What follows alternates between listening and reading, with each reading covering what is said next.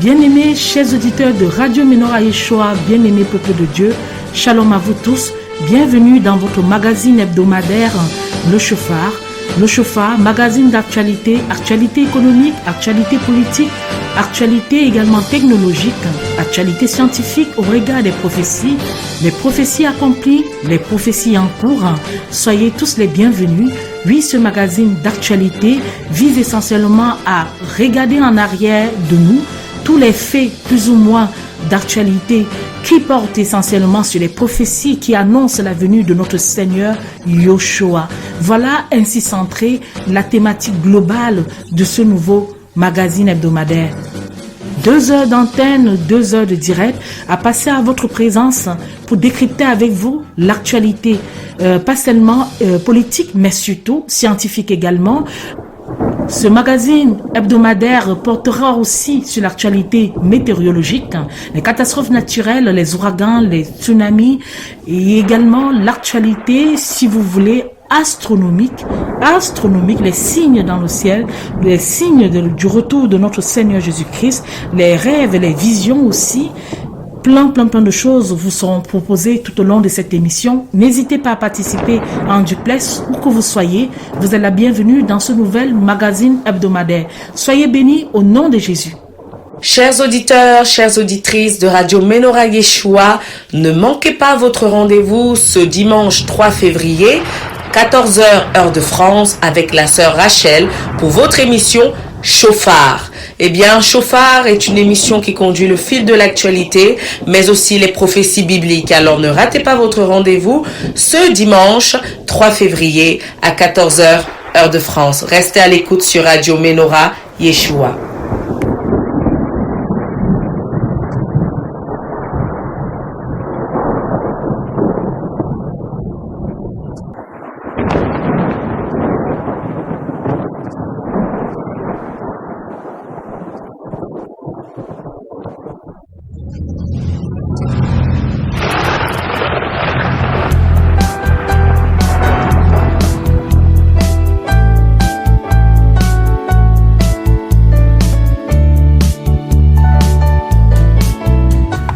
Bonjour à vous tous, bon dimanche peuple de Dieu, soyez encore en tout cas encouragés. Merci de nous rejoindre pour cette émission, ce magazine hebdomadaire Le Chauffard sur Radio Menorah Yeshua. Soyez bénis, soyez fortifiés, encouragés surtout et restons à l'écoute du message que le Seigneur nous adresse encore en cet après-midi de dimanche. Je vous souhaite ce magnifique soleil très doux, moins agressif que nous avons aujourd'hui. J'espère que c'est le cas pour vous et si ce n'est pas le cas, en tout cas, vraiment réjouissez-vous avec nous parce que ça fait toujours plaisir, on est toujours content de pouvoir profiter du soleil. Alors aujourd'hui, mes bien-aimés, nous allons parler d'une thématique qui porte essentiellement sur la responsabilité des prophètes, c'est-à-dire leur mission, la rigueur de leur travail et également les tests qui viennent soutenir l'importance des prophéties. Donc ça calque bien, vous vous en doutez, avec le principe même ou l'objectif même de cette émission qui tourne autour soit de l'actualité ou alors tout simplement autour des prophéties bibliques. Mais avant, nous allons prier le Seigneur, nous allons le remercier, nous allons lui demander de nous conduire tout au long de cette émission afin que le rendu, ce que nous allons restituer, soit sa volonté parfaite. Prions le Seigneur, faisons silence mes bien-aimés et prions le Seigneur, notre Seigneur Jésus. Éternel Dieu Tout-Puissant, Seigneur, je te remercie énormément, infiniment. Merci pour tes grâces immenses, Seigneur.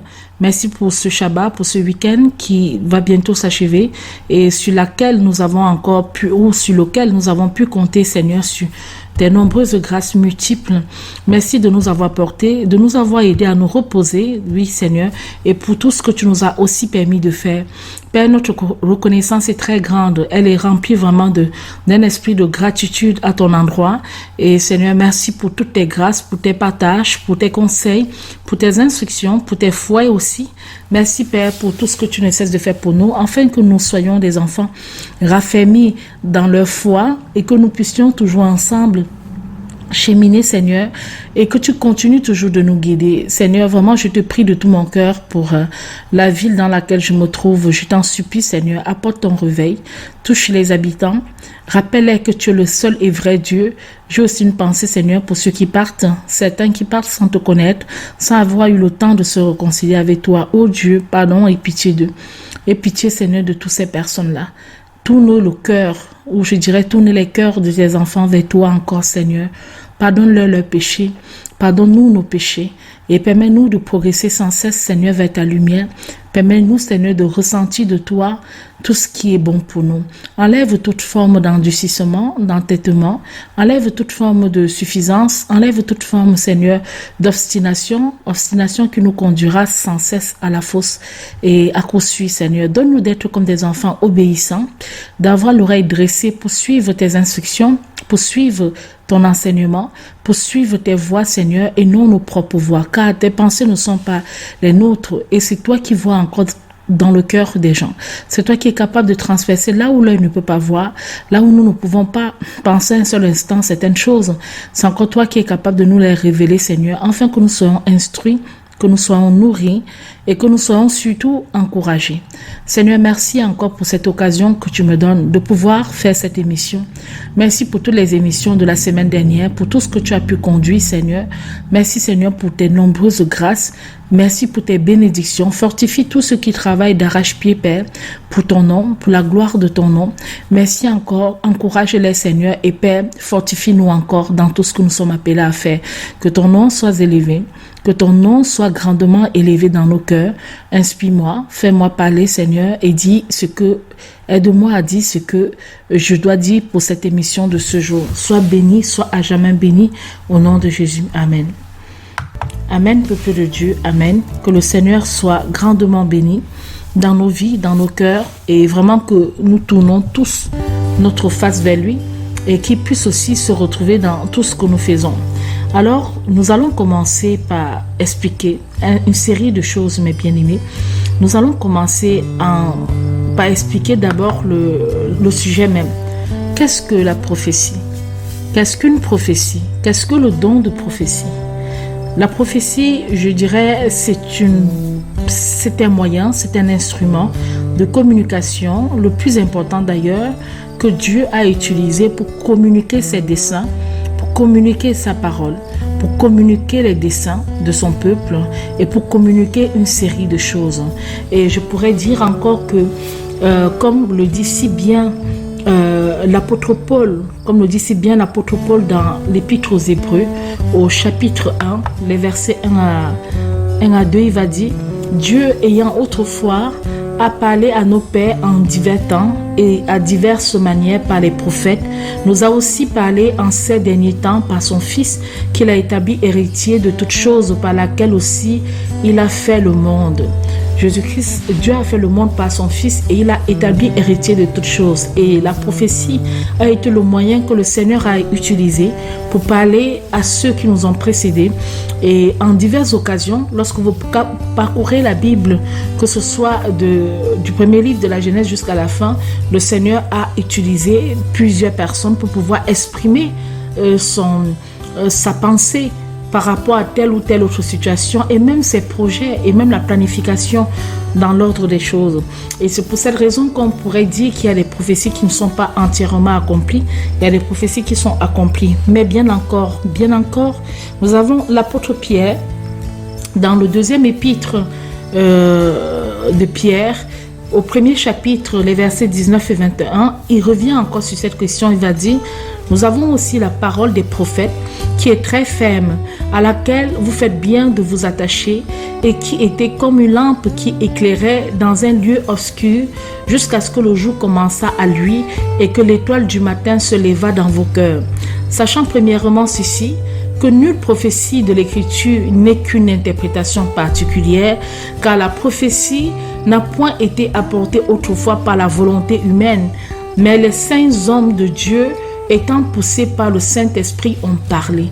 Donc dans ce texte, mes bien-aimés, il est encore question que les saints hommes de Dieu, ceux qui œuvrent pour le Seigneur, ceux qui ont été choisis et établis par le Seigneur, ont parlé en son nom.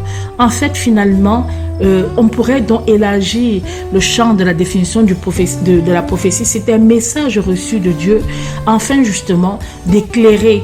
L'apôtre Pierre parle de clairer un lieu obscur, d'éclairer des lumières, d'apporter des lanternes, d'apporter quelque part une lumière dans des zones troubles ou dans des zones où on ne sait pas dans quelle direction avancer, quelle direction suivre, quel chemin suivre. Donc, nous voyons ici le rôle de la prophétie, c'est vraiment de luire. C'est vraiment, c'est l'étoile du matin qui s'élève dans nos cœurs. L'étoile du matin étant Jésus-Christ encore. Donc, grosso modo, mes bien-aimés, voilà d'entrée de jeu en tout cas quelques explications liées à la prophétie. Et nous pouvons encore, souvenons-nous, mes bien-aimés, que l'un des premiers prophètes de la parole de Dieu, c'était Enoch.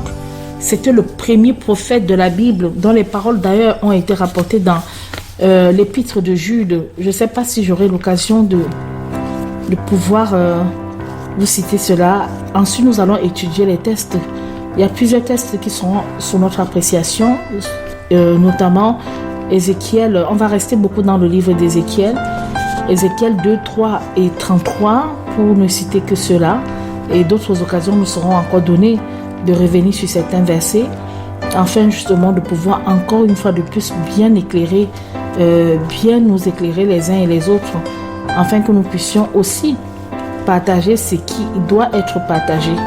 Et je pense que nous allons rapidement, avant de retrouver le texte de Jude, qui nous informe que Enoch était l'un des premiers, et aussi dans Genèse 20, par exemple au verset 7, il nous est dit et confirmé que Abraham aussi était un prophète. Donc Abraham aussi était un prophète, et voilà quelques indications que nous pouvons avoir. Commençons par le texte sur lequel nous devons lire, Ézéchiel 2.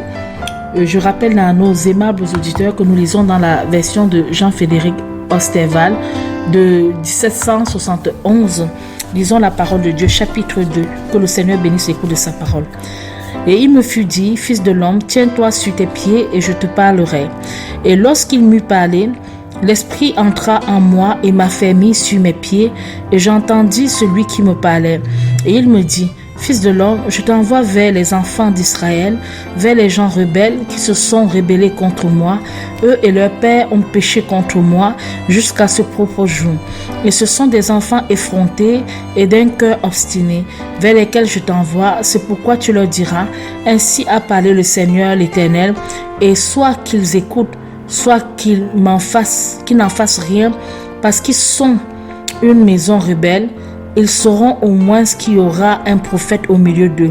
Mais toi, fils de l'homme, ne les crains point et ne crains point leurs paroles, quoique tu aies avec toi des gens revêches et semblables aux épines, et que tu demeures parmi des églantiers, ne crains point leurs paroles et ne t'effraie point à cause d'eux, car ils sont une nation, une maison rebelle. Tu leur prononceras donc mes paroles, soit qu'ils m'écoutent, soit qu'ils n'en fassent rien, car ils ne font que rébellion.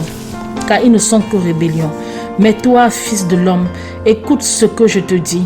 Ne sois point rebelle comme cette maison rebelle. Ouvre ta bouche et mange ce que je vais te donner. Alors, je regardai et voici une main envoyée vers moi, et elle tenait un livre roulé, et elle l'ouvrit devant moi. Et voici, il était écrit dedans et dehors, et il y avait des lamentations, des gémissements et des malédictions. Nous allons lire également le chapitre 3 et ensuite le chapitre 33.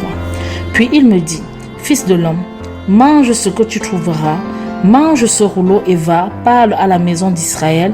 J'ouvris donc ma bouche et il me fit manger ce rouleau, et il me dit, fils de l'homme, repère ton ventre et remplis tes entrailles de ce rouleau que je te donne. Ainsi je le mangeai, et il fut dans ma bouche doux comme du miel.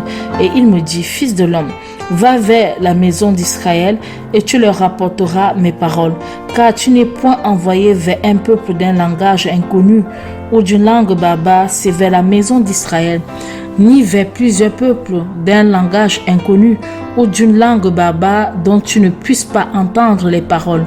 Si je t'eusse envoyé vers eux, ne t'écouteraient-ils pas? Mais la maison d'Israël ne voudra pas t'écouter parce qu'ils ne me veulent pas écouter, car toute la maison d'Israël est effrontée et d'un cœur obstiné. Voici, j'ai rendu ta face plus ferme que leur face et ton front plus dur que leur front. J'ai rendu ton front semblable à un diamant et plus dur qu'un caillou. Ne les crains donc point et ne t'effraie point à cause d'eux, car ils sont une maison de rebelles. Puis il me dit, fils de l'homme, reçois dans ton cœur et écoute de tes oreilles toutes les paroles que je te dirai. Va vers ceux qui ont été transportés, vers les enfants de ton peuple, et parle-leur et dis-leur, voici ce qu'a dit le Seigneur l'Éternel, soit qu'ils écoutent, soit qu'ils n'en fassent rien. Puis l'Esprit m'éleva, et j'entendis derrière moi une voix avec un grand bruit qui disait, béni soit la gloire de l'Éternel au lieu où il habite. Et j'entendis le bruit des ailes des animaux, lesquels se frappaient l'une contre l'autre, et le bruit des roues vis-à-vis d'eux, même une voix accompagnée d'un grand bruit. Et l'Esprit m'éleva donc et m'emporta, et je m'en allais dans l'amertume et dans le chagrin de mon esprit, et la main de l'Éternel était sur moi pour me fortifier. Et je vins vers ceux qui avaient été transportés à Tel Abib, vers ceux qui demeuraient auprès du fleuve de Kébar, et je me tins où ils se tenaient, et je me tins là parmi eux 7 jours tout étonné. Et au bout des 7 jours, la parole de l'Éternel me fut adressée et il me dit, fils de l'homme, je t'ai établi pour sentinelle à la maison d'Israël. Tu écouteras donc la parole de ma bouche et tu les avertiras de ma part. Quand j'aurai dit au méchant, tu mourras, et que tu ne l'auras pas averti, et nul n'aura pas parlé pour l'avertir de se garder de son mauvais train, afin de lui sauver la vie, ce méchant-là mourra dans son iniquité, mais je redemanderai son sang de ta main. Que si tu as averti le méchant et qu'il ne soit point détourné de sa méchanceté, détourné de sa méchanceté, ni de son mauvais train, il mourra dans son iniquité, mais toi tu auras délivré ton âme. De même, si le juste se détourne de sa justice et commet l'iniquité, lorsque j'aurai mis quelque achoppement devant lui, il mourra, parce que tu ne l'auras pas averti. Il mourra dans son péché et on ne fera plus mention de ses justices qu'il l'aura faites, mais je redemanderai son sang de ta main. Que si tu avertis le juste, afin qu'il ne pêche point, et que lui aussi ne tombe pas dans le péché, il vivra certainement, parce qu'il aura été averti, et toi tu auras délivré ton âme. Et la main de l'Éternel fut là sur moi, et il me dit, lève-toi et sors à la campagne, et là je te parlerai. Je me levai donc et je sortis à la campagne, et voici la gloire de l'Éternel paraissait là, telle que je l'avais vue auprès du fleuve de Kébar, et je tombai sur ma face. Alors l'Esprit entra en moi et m'a fait mis sur mes pieds, et il me parla et me dit, va, renferme-toi dans ta maison, car pour toi, fils de l'homme, voici, on mettra des cordes sur toi, et on t'en liera, et tu ne sortiras point pour aller parmi eux. Et je ferai que ta langue s'attachera à ton palais, tu seras muet, et tu ne leur feras point, et tu ne leur seras point comme un homme qui les reprenne, parce qu'ils sont une maison rebelle. Mais quand je te parlerai, j'ouvrirai ta bouche et tu leur diras, ainsi a dit le Seigneur l'Éternel, que celui qui écoute, écoute, que celui qui n'écoute pas, car ils sont une maison rebelle. Nous allons finir cette série, mes bien-aimés. Je pense que ces textes sont assez explicites. Nous allons finir, pour ma part, cette série, commencer là, avec le chapitre 33 de mémoire, sur le chapitre 33, sauf erreur de ma part. Lisons la parole de Dieu.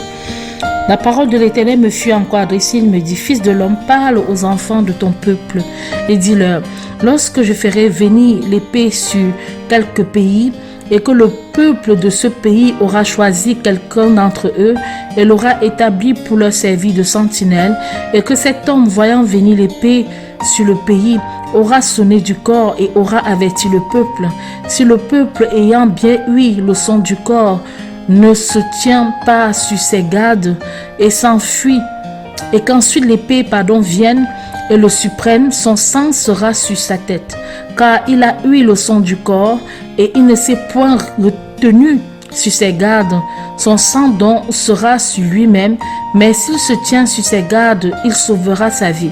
Que si la sentinelle voit venir l'épée et qu'elle ne sonne pas du corps, en sorte que le peuple ne se tienne pas sur ses gardes et qu'ensuite l'épée vienne et ôte la vie à quelqu'un d'entre eux, celui-ci aura bien été surpris dans son iniquité, mais je redemanderai son sang de la main de la sentinelle. Et toi, fils de l'homme, je t'ai établi pour sentinelle à la maison d'Israël. Tu écouteras donc la parole de ma bouche et tu les avertiras de ma part. Lorsque j'aurai dit au méchant, méchant tu mourras, et que tu n'auras pas parlé pour avertir le méchant de se retirer de son train, ce méchant-là mourra dans son iniquité, mais je redemanderai son sang de ta main.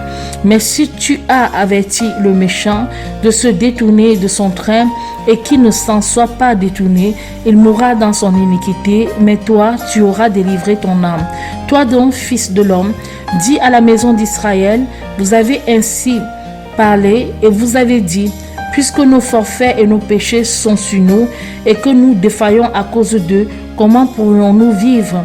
Dis-leur, je suis vivant, dit le Seigneur l'Éternel, que je ne prends point plaisir à la mort du méchant, mais plutôt à ce que le méchant se détourne de son train et qu'il vive. Détournez-vous de votre méchant train, et pourquoi mourriez-vous, ô maison d'Israël? Toi donc, fils de l'homme, dis aux enfants de ton peuple, la justice du juste ne le délivrera point au jour qu'il aura péché, et le méchant ne tombera point par sa méchanceté au jour qu'il s'en sera détourné, et le juste ne pourra pas vivre par sa justice au jour qu'il aura péché. Lorsque j'aurai dit au juste qu'il vivra certainement, et que lui, se confiant sur sa justice, aura commis l'iniquité, il ne fera plus mention d'aucune de ses justices, mais il mourra dans son iniquité qu'il aura commise. Aussi, lorsque j'aurai dit au méchant, tu mourras, s'il se détourne de son péché et qu'il fasse ce qui est juste et droit, savoir si le méchant rend le gage et qu'il restitue ce qui aura ravi, et s'il marche dans les statuts de la vie, sans commettre l'iniquité, certainement il vivra et ne mourra point. Aucun des péchés qu'il aura commis ne lui sera imputé. Il a fait ce qui est juste et droit, certainement il vivra. Or, les enfants de ton peuple ont dit, la voix du Seigneur n'est pas bien dressée. C'est plutôt leur voix qui n'est pas bien dressée. Lorsque le juste se détournera de sa justice et commettra l'iniquité, il mourra pour ces choses-là.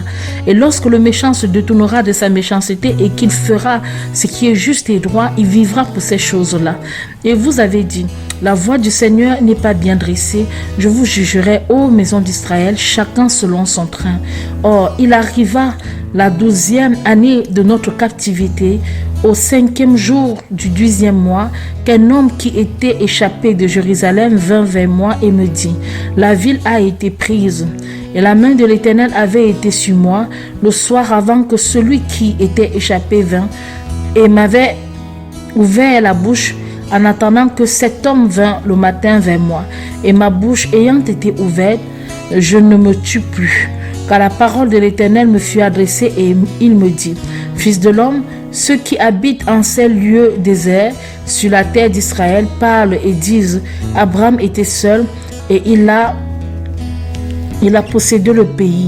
Mais nous sommes plusieurs et le pays nous a été donné en héritage. C'est pourquoi tu leur diras, ainsi a dit le Seigneur l'Éternel, vous mangez la chair avec le sang et vous levez vos yeux vers vos dieux infâmes et répandez le sang et vous possédez le pays. Vous vous confiez en votre épée, vous commettez l'abomination abomination, et vous souillez chacun de vous la femme de son prochain, et vous posséderez le pays. Tu leur diras donc, ainsi a dit le Seigneur l'Éternel, je suis vivant, que ceux qui sont dans ces lieux déserts tomberont par l'épée, et je livrerai aux bêtes celui qui est par les champs, afin qu'elles le mangent, et que ceux qui sont dans les sauterelles, dans les forteresses et dans les cavernes mourront de la mortalité.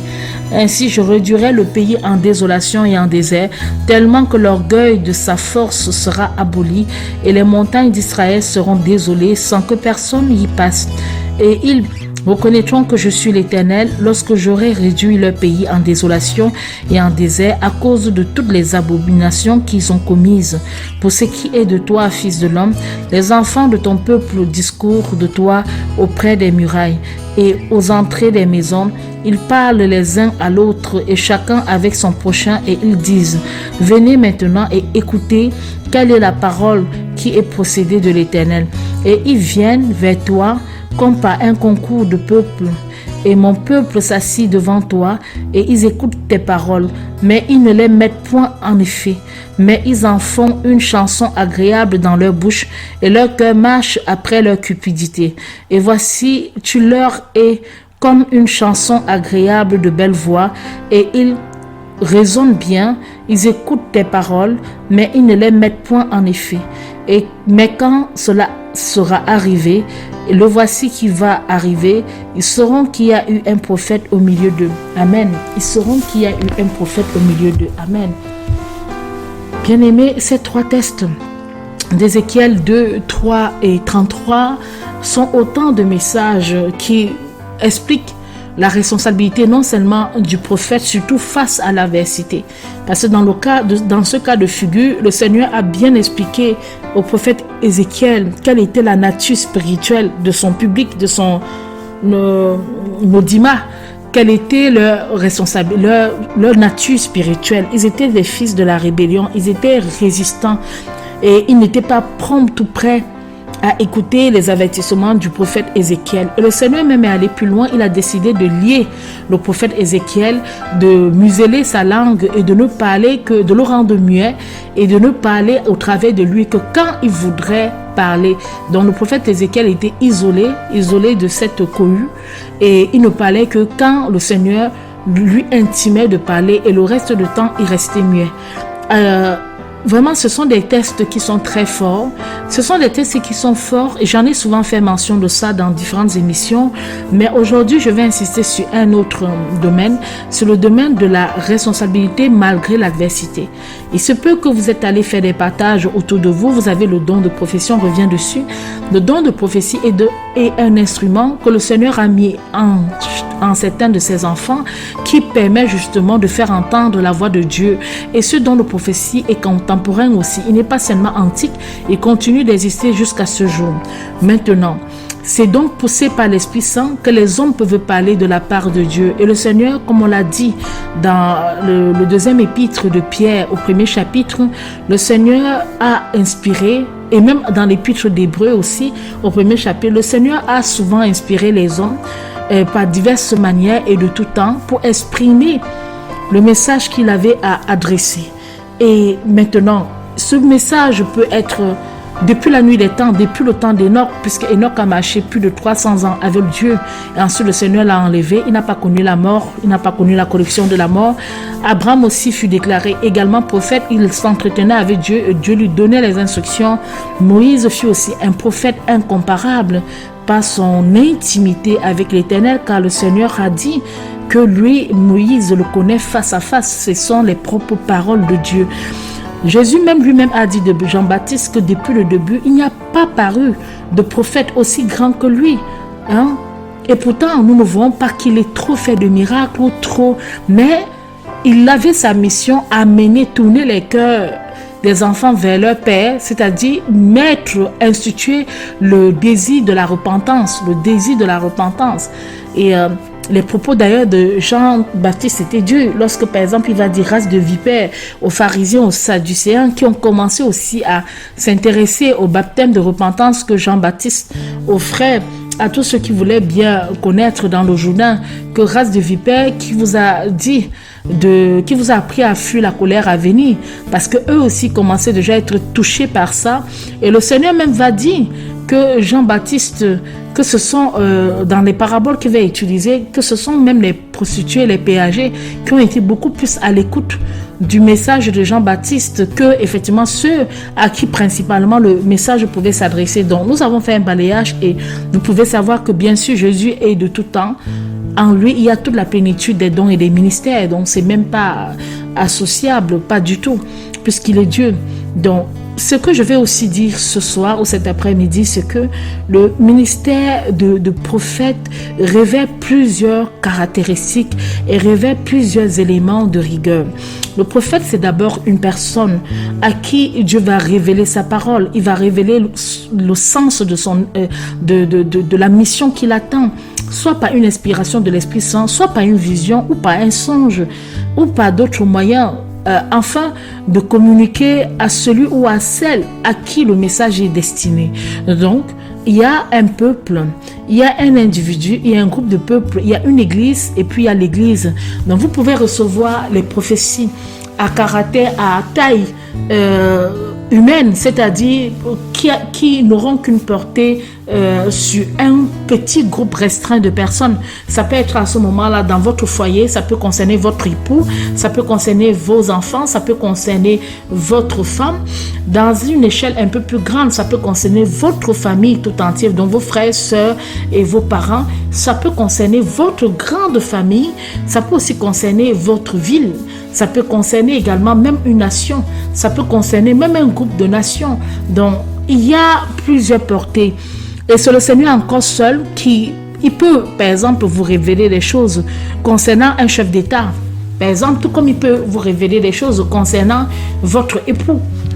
Donc, ça peut prendre plusieurs aspects et plusieurs dimensions. Le prophète, c'est celui qui travaille pour Dieu.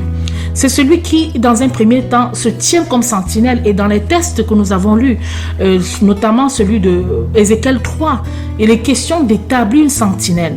Une sentinelle qui veille et qui écoute ce que Dieu va dire. Une sentinelle n'est pas là que pour dormir, pour ronfler. Elle est d'abord dans un état de veille.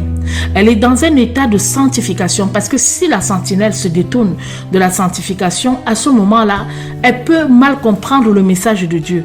Elle peut mal l'interpréter également, ou beaucoup de messages vont lui échapper. Vous savez, l'esprit témoigne à l'esprit de ce qui se fait.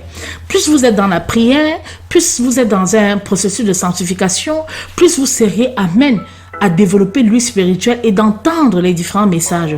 Et donc, elle est établie comme sentinelle qui veille pour écouter ce que Dieu va dire.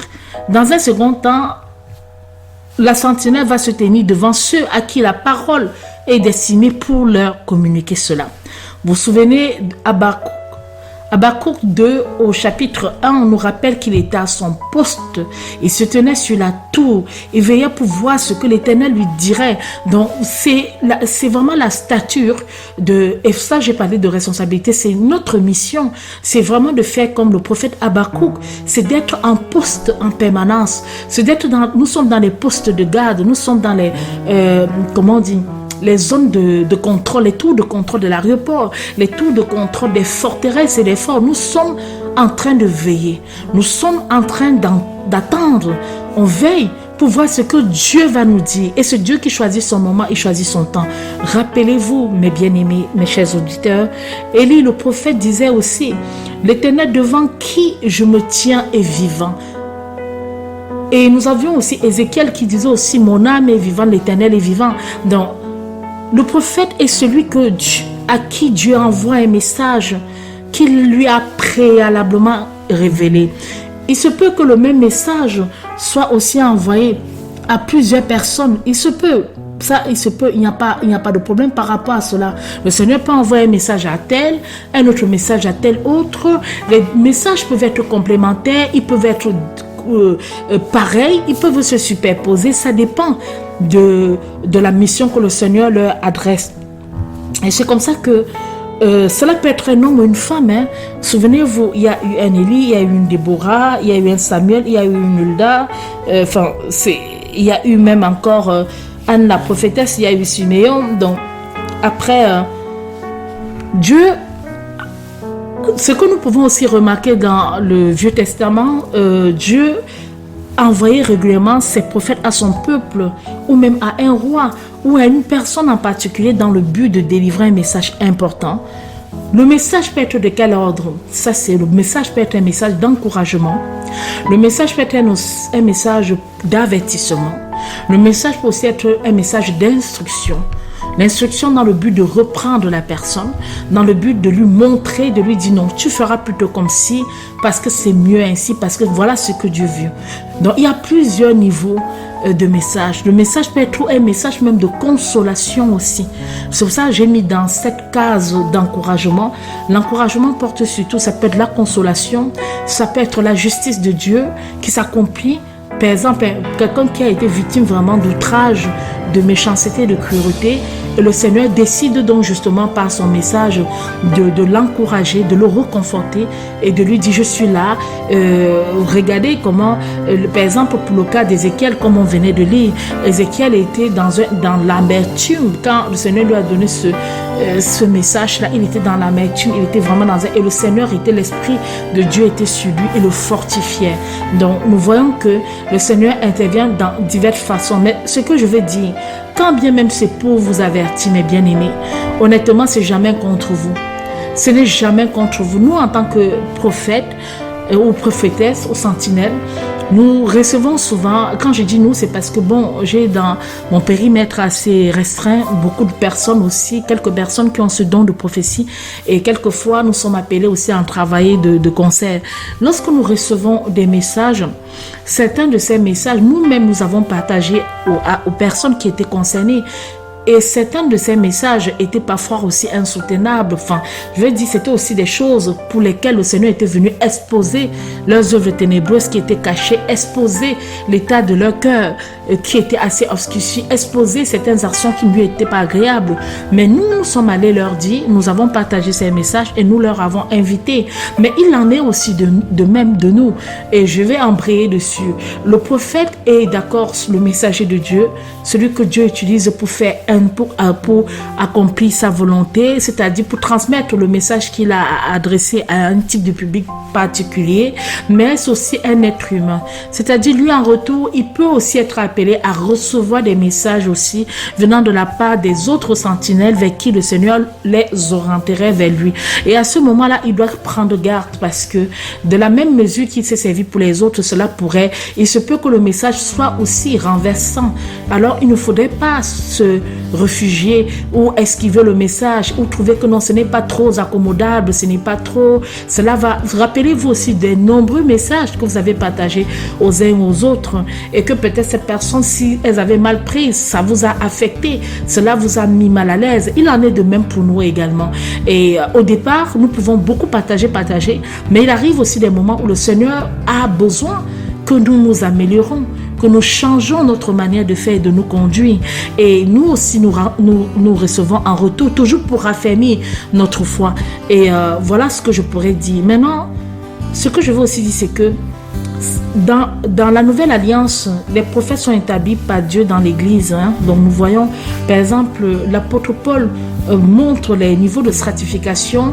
Par exemple, s'il y a deux ou trois prophètes que chacun parle à son tour, et il explique encore dans l'épître aux Corinthiens le comportement que nous devons avoir au sein des assemblées, même dans l'épître aux Éphésiens également. Le but de ces messages, très souvent, quand ça concerne maintenant l'Assemblée, c'est beaucoup plus pour exhorter, comme on peut le voir dans Actes 15, 32, pour transmettre aussi un message particulier. Et le prophète, donc, finalement, c'est une personne qui est animée par le souffle du Tout-Puissant. C'est celui ou celle qui a l'œil ouvert sur la révélation divine, l'oreille sensible à la parole de Dieu. Donc, il développe beaucoup de sens en vous. Il y a le sens, l'œil divin, il y a l'ouïe divin, il y a le goûter divin, il y a le sensoriel divin. Donc, il y a tous nos organes de sens physique. Le Seigneur peut les supplanter également. En plus des organes de sens physique que nous avons, il est capable de venir les superposer aux organes de sens spirituel que nous pouvons avoir. Nous avons plusieurs cas. C'est aussi quelqu'un qui est revêtu, c'est-à-dire qui est oint C'est quelqu'un qui est rempli. C'est une personne qui est inspirée. Et par le ruah, c'est-à-dire le souffle divin, par l'Esprit de Dieu. Et nous comprenons dans ce cas, à ce moment, que l'intervention d'un véritable prophète va toucher le cœur, les sentiments et les émotions. Ça va vous bouleverser. Peut-être ça va vous, peut-être ça va vous mettre très mal à l'aise, comme ce fut le cas quand Jésus était en train de prophétiser sous les yeux des pharisiens. Il était en train de leur donner une prophétie qui les concernait directement. Nous allons revenir dessus lors de leur entêtement, leur obstination déraisonnable dans Matthieu 21. C'était pourtant à ce moment-là l'ultime réveil, le cri, le dernier même presque du Sauveur face aux entêtés endurcis. Ça peut vous bouleverser, ça peut aussi vous pouvez rejeter, comme c'est le cas des textes que nous avons lus, Ézéchiel 2, 3, 33. Vous pouvez aussi embrasser cela en glorifiant le Seigneur, et après, à chaque réceptacle du message, son comportement particulier. Mais ce que je pourrais recommander, c'est vraiment d'accepter. Nous allons faire un petit détour sur Matthieu 21, parce que c'est vraiment riche en symboles au regard de ce que nous sommes en train de dire. C'est très riche en symboles. Matthieu 21, rapidement, je vais prendre une des paraboles qui, voilà, après l'entrée de notre Seigneur à Jérusalem, ce bref instant de gloire qu'il a eu en tant que roi des Juifs, nous avons justement la parabole qu'il va partager, et c'est une parabole qui est très forte. Le Seigneur va commencer à leur donner d'abord la première parabole. Il va dire que vous semble, à partir du verset 28, dans Matthieu 21, à partir du verset 28, il va dire: mais que vous semble-t-il de ceci? Un homme avait 2 fils, et s'adressant au premier, il lui dit: mon fils va et travaille aujourd'hui dans ma vigne. Mais il répondit: je n'y veux point aller. Cependant, s'étant repenti ensuite, il y alla. Puis il vint à l'autre et lui dit la même chose. Celui-ci répondit: j'y vais, Seigneur, mais il n'y alla pas. Lequel des 2 fils fit la volonté de son père? Il lui dit: c'est le premier. Jésus leur dit: je vous dis en vérité que les péagers et les femmes de mauvaise vie vous dévanceront au royaume des cieux. C'est-à-dire que quoi, mes bien-aimés? C'est-à-dire que le premier cas de figure, donc, de cette personne qui a d'abord dit au père: je ne veux pas y aller, je ne veux point y aller, par la suite s'est rendu compte qu'elle avait mal agi et finalement aller. C'est-à-dire, nous menons d'abord nos vies. Le Seigneur nous appelle, il nous appelle. La vie du dehors, comme on le dit souvent, nous attire, et nous voulons mener notre vie de manière débridée en négligeant l'appel de notre Seigneur. Puis il arrive un moment qu'on se ressaisit en disant: non, mais ma vie n'a aucun sens sans le Seigneur. Après, il y a ce moment de rencontre foudroyante avec le Seigneur, et la personne commence à suivre Jésus. Tandis que il y a des personnes qui disent: oui, j'y vais, Seigneur, mais ils n'y vont pas en réalité. C'est-à-dire, ils servent le Seigneur, ils font semblant de le servir dans cette apparence de piété, mais en réalité, ils ne sont pas vraiment avec le Seigneur. Et c'est pour ça que le Seigneur dit des péagers. Les péagers étaient pris pour des gens aussi qui, étaient un peu corruptibles et tout ça. Et les femmes de mauvaise vie vous dévanceront au royaume de Dieu. Car, il va expliquer pourquoi. Car Jean est venu à vous dans la voie de la justice, et vous ne l'avez point cru. Mais les péagers et les femmes de mauvaise vie l'ont cru. Et vous, ayant vu cela, vous ne vous êtes point repentis pour le croire. Écoutez une autre similitude. Enfin, il utilisait similitude, prenez-le pour parabole. Il y avait un père de famille qui planta une vigne. Il l'environna d'une haie, il creusa un pressoir et il y bâtit une tour. Puis il la loua à des vignerons et s'en alla faire un voyage. La saison de la récolte étant proche, il envoya ses serviteurs vers les vignerons pour recevoir les fruits de sa vigne. Mais les vignerons, s'étant saisis des serviteurs, battirent l'un, tuèrent l'autre et en lapidèrent un autre. Il envoya encore d'autres serviteurs en plus grand nombre pour que en plus grand nombre que les premiers. Et il les traitait de même. Enfin, il envoya vers eux son propre fils, disant, ils auront du respect pour mon fils. Mais quand les vignerons virent le fils, ils dirent entre eux, c'est ici l'héritier. Venez, tuons-le et nous nous saisissons de son héritage. Et l'ayant pris, ils le jetèrent hors de la vigne et le tuèrent. Quand donc le maître de la vigne sera venu, que fera-t-il à ces vignerons? Et aux pharisiens, mes bien-aimés, de répondre, il lui répondit, il fera périr misérablement ces méchants et il louera sa vigne à d'autres vignerons qui lui rendront les fruits en leur saison. Et Jésus leur dit, n'avez-vous jamais lu dans les Écritures ces paroles? La pierre que ceux qui bâtissaient ont rejetée est devenue la principale pierre de l'angle. Ceci a été fait par le Seigneur et c'est une chose merveilleuse devant nos yeux. C'est pourquoi je vous dis que le royaume de Dieu vous sera ôté et qu'il sera donné à une nation qui en rendra les fruits.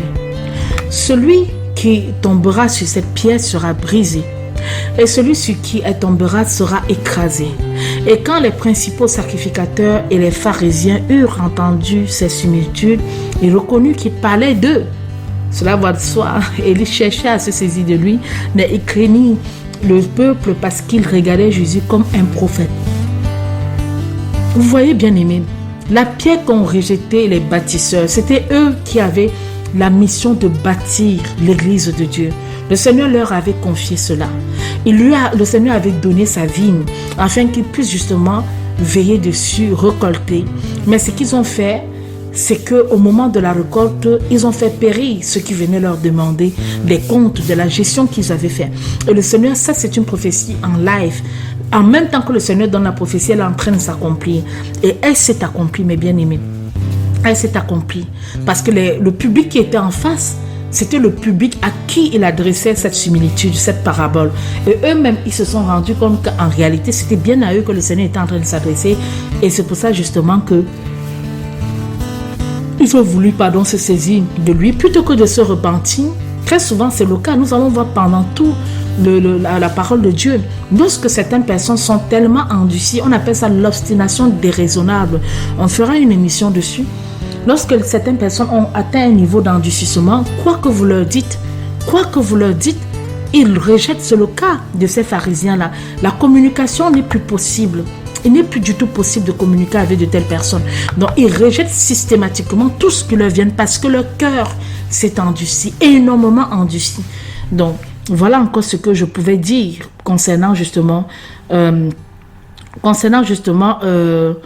cette partie-là. Nous allons poursuivre toujours concernant les prophéties. Alors, comprendre que l'intervention d'un véritable prophète va toucher les cœurs, va également toucher les sentiments et les émotions. Certains vont pleurer parce qu'ils vont se rendre compte que non seulement Dieu les a percés à nu, mais qu'ils ont mal agi contre l'Éternel. D'autres vont s'incliner, vont se repentir, vont supplier le Seigneur de les aider. Certains vont être encouragés, pleurer parce que Dieu a vu leurs conditions, leur situation et ne les a pas oubliés. Donc cela nous bouleverse. Et il peut y avoir le rejet, comme le cas de ces pharisiens et sadducéens qui ont plutôt rejeté et qui étaient prêts justement à tuer les prophètes. Ça a été toujours de tout temps. Dans cette parabole même, cette similitude, le Seigneur dit, pour certains serviteurs qui sont venus leur demander des comptes, ils ont tué ou outragé d'autres ou les fouetté même. Mais le Seigneur, le maître de la vigne a dit non, je vais quand même envoyer mon fils. Son fils c'était Jésus. Je vais quand même envoyer, mais je suis sûr qu'ils ne peuvent pas lui faire du mal parce que c'est l'héritier. Mais lui aussi, on l'a mis hors de la vigne et on l'a tué. Et le Seigneur, au moment où il est en train de leur parler, n'est pas encore mort. Mais le Seigneur connaissait leurs intentions et la mission qu'ils avaient de l'assassiner. Et ce fut le cas. Cela s'est accompli. Au moment où le Seigneur meurt, tout ceci est en train de s'accomplir. Alors, celui qui enseigne la doctrine s'adresse plus particulièrement à la réflexion, à notre intelligence. Tandis que celui qui prophétise crée aussi des actions en nous.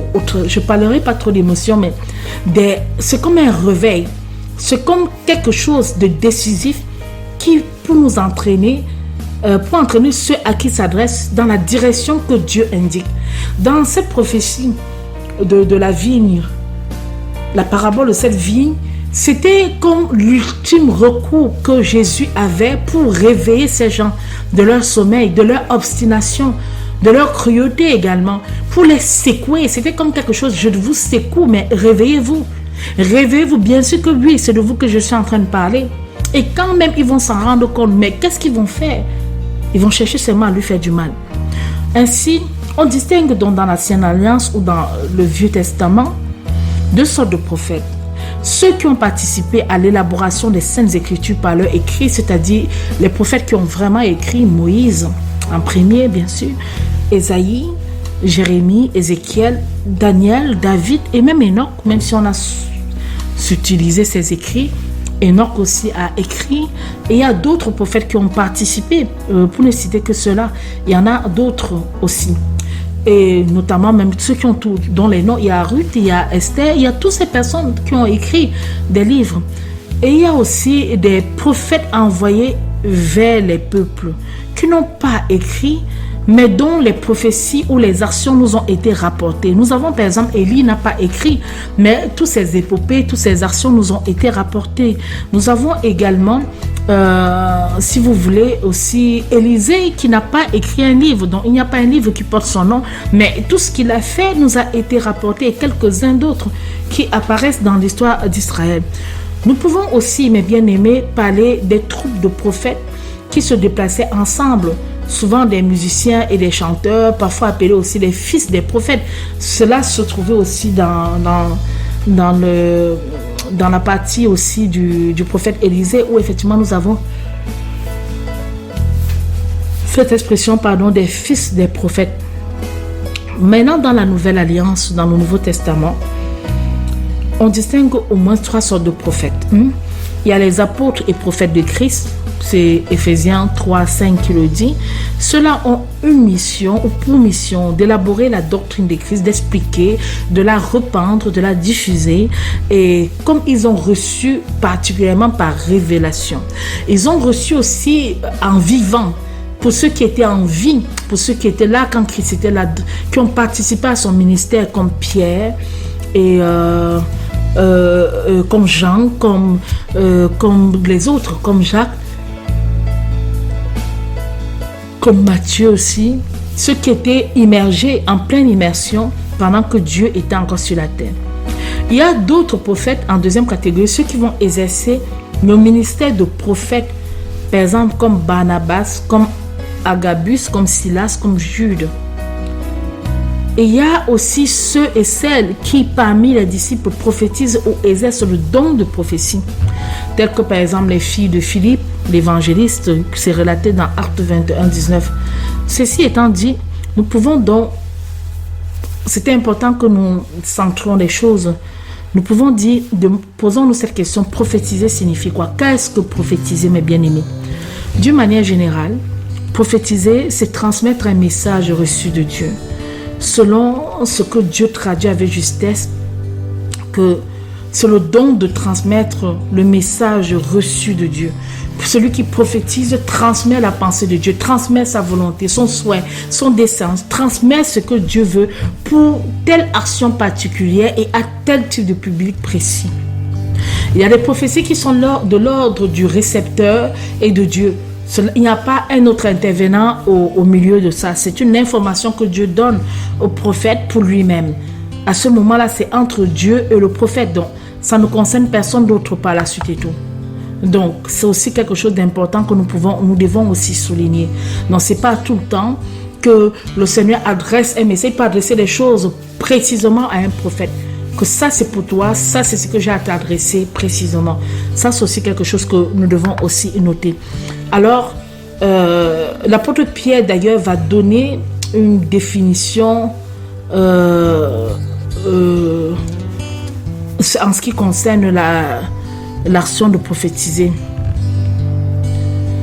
Lorsqu'il va dire, par exemple, dans 2 Pierre, donc dans 2 Pierre 1 encore, au verset 19 que nous avons lu tout à l'heure, que c'est vraiment poussé par le Saint-Esprit que les hommes saints ont parlé de la part de Dieu. Et Et Paul aussi, l'apôtre Paul dit que celui qui prophétise est inspiré ou encore il a une révélation. Donc au départ du processus de la prophétie, il y a donc une inspiration, il y a une révélation du Saint-Esprit. C'est pourquoi nous pouvons dire que le ministère de prophète et le don de prophétie sont des dons d'inspiration et de révélation. Ce sont des dons d'inspiration parce que c'est pas du fait des hommes, c'est pas de la volonté d'un homme qu'on se tient et on parle, c'est de la volonté de Dieu, celui qui souffle la parole, qui souffle l'idée, qui insuffle, c'est le bon mot, qui insuffle l'idée, qui insuffle la parole. D'ailleurs, on va essayer de le définir ensemble. Insuffler signifie quoi, mes bien-aimés?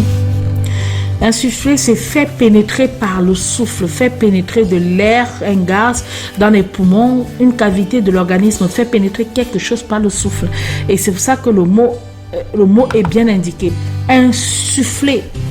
La personne, le Seigneur insuffle son idée, sa révélation sous forme d'un songe, d'une vision, d'une parole de connaissance et plein d'autres moyens qu'il peut utiliser.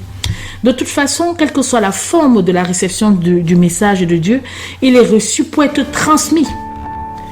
Et comme je l'ai dit, transmis, il faut la transmission. C'est la fonction du véritable prophète. Donc, tu reçois pour partager, pour dire ou pour édifier par rapport à cela. Celui qui prophétise parle aux hommes de la part de Dieu sous l'inspiration du Saint-Esprit, ce qui ne veut pas dire qu'à chaque fois que quelqu'un parle de Dieu ou de l'évangile, il prophétise. Nuance. On y reviendra en deuxième partie de l'émission. Nuance. Même l'apôtre Pierre, il y a des moments où il a parlé parce que nous allons prendre cet exemple qui est assez fort dans... je crois c'est dans Matthieu 16, il me semble. C'est Matthieu 16. Oui.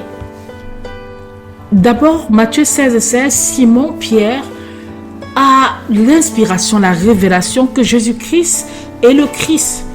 Il dit tu es le Christ. Quand le Seigneur dit que dites-vous de moi, il va dire tu es le Christ, le Fils du Dieu vivant. Et Jésus va lui répondre tu es heureux Simon, fils de Jonas, car ce n'est pas la chair et le sang qui t'ont révélé cela, mais c'est mon Père qui est dans les cieux. Donc le Seigneur attestait par là que à ce moment précis, si Simon avait su cela, ce n'est que le Seigneur qui avait pu le lui dire, parce que lui-même il ne l'avait pas dit. Et moi, il dit je te le dis, tu es une pierre, et que sur cette pierre je bâtirai mon église, et les portes de l'enfer ne prévaudront point contre elle. Et je te donnerai les clés du royaume des cieux, et tout ce que tu lieras sur la terre sera lié dans les cieux, et tout ce que tu délieras sur la terre sera délié dans les cieux. Et c'est comme ça qu'il va défendre dans les versets suivants à ses disciples, de ne dire à personne qu'il était le Christ. Et c'est comme ça qu'aussi, dès lors, au verset 21, il est par exemple dit, dès lors Jésus commença à déclarer à ses disciples qu'il fallait qu'il allât à Jérusalem et qu'il y souffrit beaucoup de la part des sénateurs et des principaux sacrificateurs et des scribes, et qu'il fut mis à mort et qu'il ressuscita le 3e jour. Il avait déjà donné sa feuille de route. Mais rappelons-nous que quand il va dire ça, le même Pierre qui avait reçu la révélation de Dieu que Jésus-Christ était le Christ, va le prendre en aparté au verset 22 et va le reprendre en lui disant « À Dieu ne plaise, Seigneur, cela ne t'arrivera point. » Là, c'était fort. « À Dieu ne plaise, Seigneur, cela ne t'arrivera point. » Parce qu'il disait, il ne voulait pas que le mal arrive à Jésus. Jésus, au verset 23, va dire « Mais Jésus se tournant, dit à Pierre, « Retire-toi de moi, Satan, tu mets en scandale, car tu ne comprends point les choses qui sont de Dieu, mais seulement celles qui sont des hommes. » Vous voyez, au même moment, la scène, c'est deux scènes qui se superposent. D'un côté, il y a quelqu'un qui vient de recevoir la lumière de Dieu et qui parle. Et la même personne, encore quelques instants, bref instants plus tard, est plutôt inspirée par Satan. Cela nous interpelle nous tous. Et cela signifie que ce n'est pas parce que nous parlons au nom de l'évangile, ce n'est pas parce que nous prétendons parler au nom de Dieu que forcément tout ce que nous sommes appelés à dire vient de Dieu. Non. Chaque fois que vous parlez de Dieu, ça ne vient pas forcément de Dieu.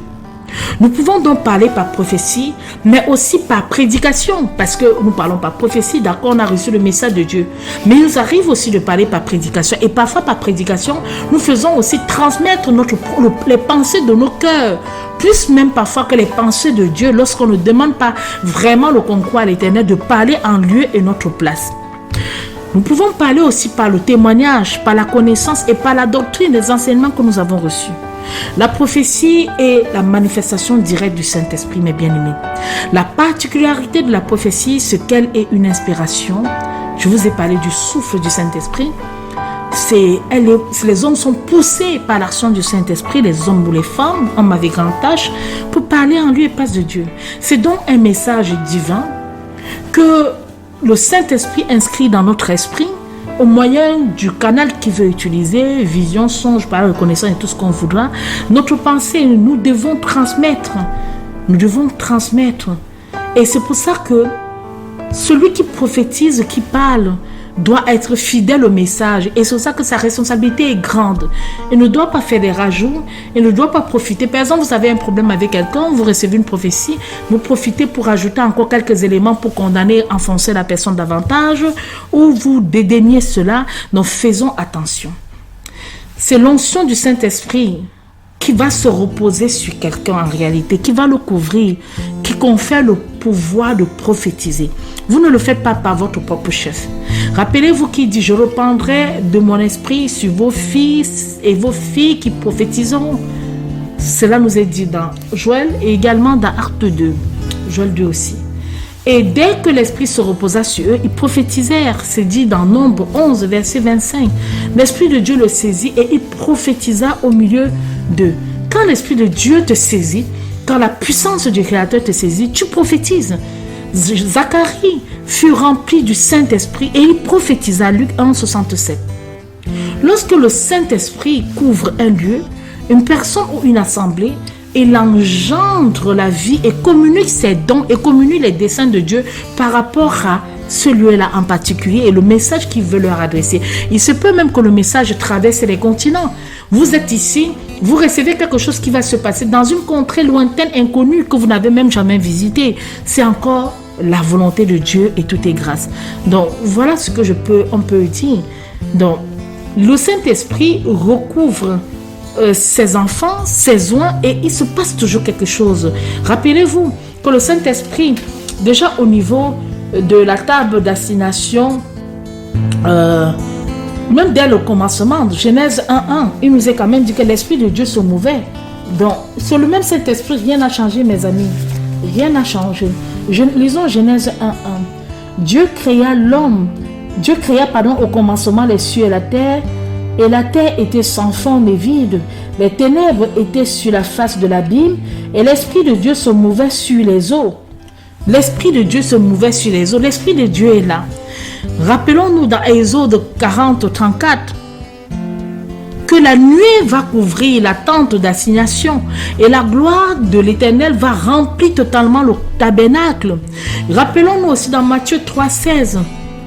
Quand Jésus a été baptisé, qu'est-ce qui s'est passé lorsqu'il est sorti de l'eau? On nous dit que les cieux se sont ouverts et que l'Esprit de Dieu est descendu sous forme d'une colombe et est venu sur lui. Nous pouvons aussi voir dans le livre des Actes des Apôtres au chapitre 2. Au verset 3, il nous est dit que des langues semblables à des langues de feu leur apparurent séparées les unes des autres et se sont posées sur chacun d'eux. Ainsi, l'Esprit se couvre, l'Esprit s'est couvert sur Marie. Marie a conçu par l'action du Saint-Esprit. L'Esprit se recouvre sur ses enfants. Et quand l'Esprit Saint est là, vous le ressentez. Vous ressentez la présence de l'Esprit Saint, mes bien-aimés. Quand le Seigneur est là, vous le sentez, vous sentez sa présence. Voilà beaucoup de choses, voilà autant de choses que nous pouvons expliquer, que nous pouvons décrire, que nous pouvons justement partager. On le ressent. C'est une puissance sur le Saint-Esprit. Il ne vient pas comme ça muet et vous ne sentez rien, vous ressentez. Donc, voilà autant de choses qu'on peut dire. Le don de prophétie est cité parmi les dons importants. Selon d'ailleurs le chapitre 14 même du premier épître aux Corinthiens, il est bien, je crois, sur verset 1-5, que l'apôtre Paul demande d'aspirer surtout à celui du don de prophétie, parce que c'est pour édifier les hommes, c'est pour les exhorter, pour les consoler, c'est pour édifier l'église. C'est un don qui sert pour la communauté, c'est un don qui sert pour le collectif. Le don de prophétie n'est pas un don individuel, ce n'est pas un don pour soi-même. C'est lui pour soi-même, ça nous aide aussi, mais c'est avant tout pour servir une cause, pour servir la communauté. Et c'est ça qui nous invite à aspirer ardemment au don de prophétie, parce que sachant ce que ça apporte, vous imaginez une communauté qui évolue sans prophétie, sans rien, ils sont perdus, c'est comme s'ils n'ont pas de guide, ils n'ont pas quelqu'un pour les diriger. Et c'est pour ça qu'il dit aspirez à cela, vous allez voir comment ça va changer votre vie. Quand Dieu vient nous éclairer, quand il utilise un tel, il dit voilà ce qui va arriver, voilà ce que vous devez faire. Est-ce que cela ne nous fait pas du bien? Cela nous fait du bien. Lisons d'ailleurs le premier épître aux Corinthiens au chapitre 14.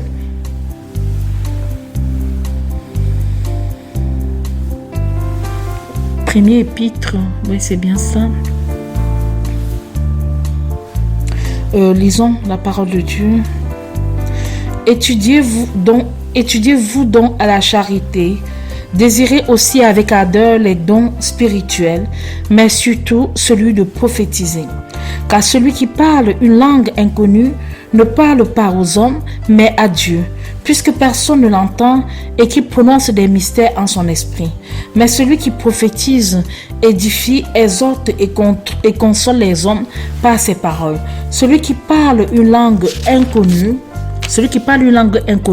s'édifie soi-même, mais celui qui prophétise édifie l'Église. Je souhaite bien que vous parliez tous diverses langues, mais je souhaite encore plus que vous prophétisez, car celui qui prophétise est préférable à celui qui parle des langues étrangères, à moins qu'il ne les interprète, afin que l'Église en reçoive de l'édification. En effet, mes frères, si je venais parmi vous en vous parlant des langues inconnues, à quoi vous serais-je utile si je ne vous faisais pas entendre par la révélation, par la connaissance, par la prophétie ou par l'instruction ce que je vous dirais? Il en est comme des choses inanimées qui rendent un son, soit une flûte, soit une harpe. Si elles ne forment pas des tons distincts, comment connaîtrait-on ce qui est joué sur la flûte ou sur la harpe? Et si la trompette ne rend qu'un son confus, qui est-ce qui se préparera au combat? De même, si les paroles que vous prononcez dans votre langue ne sont pas entendues, comment saurait-on ce que vous dites car vous parlez en l'air? Donc voilà, pour m'arrêter juste sur cette partie, mes bien-aimés, pourquoi l'apôtre Paul demande que nous aspirons avec ardeur, avec amour et avec insistance au don de prophétie, parce que nous sommes là pour faire en sorte que nul ne périsse, pour consoler, pour édifier, pour encourager, pour raffermir, pour avertir, pour reprendre aussi. Et il va dire encore dans 1 Thessaloniciens 5 au verset 19, n'éteignez pas l'esprit, ne méprisez pas les prophéties. Nous y arrivons. Oui, mes bien-aimés, pour diverses raisons, on peut être amené à mépriser les prophéties parce que le contenu ne nous arrange pas. Et on peut même être amené à sélectionner les prophéties quand c'est les prophéties qui nous arrangent ou qui arrangent nos affaires. Ah oui, c'est bienvenu, waouh, que le Seigneur soit béni, soit béni, soit béni. Mais quand c'est les prophéties qui exposent aussi nos œuvres ténébreuses, quelquefois cela nous indispose. Et à ce moment-là, il y a deux cas de choses, plusieurs actions que nous pouvons poser. Soit nous rejetons totalement et nous accusons le prophète, soit également nous commençons à nous victimiser. Voilà, ou alors nous faisons semblant de l'avoir reçu alors que nous sommes en train de maudire le message que nous avons reçu. Ou tout simplement, nous condamnons même le message que nous avons reçu et nous l'attribuons à une autre source qui est différente de l'Esprit de Dieu. Nous reviendrons sur la possibilité que nous avons d'éprouver ce que nous recevons. C'est normal, c'est inscrit dans la parole de Dieu. Nous y reviendrons dessus. Le Seigneur nous encourage même. Et ce n'est pas, ne confondez pas éprouver et douter. C'est pas la même chose. Vous pouvez accepter le message éprouver le message en demandant au Seigneur, Père, éclaire-moi davantage. Voilà, et en toute sincérité, Dieu seul sait. Si vous recevez une prophétie et qu'au fond de vous, vous savez très bien de quoi il en était question et que cela vous parle parfaitement, et vous faites semblant maintenant comme si vous n'êtes pas en train de comprendre, à ce moment-là, bien sûr, le Seigneur connaît l'intention de votre cœur. Il va savoir que vous êtes simplement en train de faire semblant. Mais si par contre, vraiment ça vous bouscule, vous ne comprenez pas bien tous les tenants et les aboutissants de la prophétie, mais vous êtes de bon cœur et vous essayez quand même de demander de l'aide au Seigneur, le Seigneur va être fidèle pour vous éclairer. 1 Timothée 4, 14 nous rappelle encore de ne pas négliger le don qui est en nous, dont le Seigneur a rappelé à son fils spirituel Timothée qu'il ne néglige pas le don qui est en lui, c'est-à-dire le don de prophétie.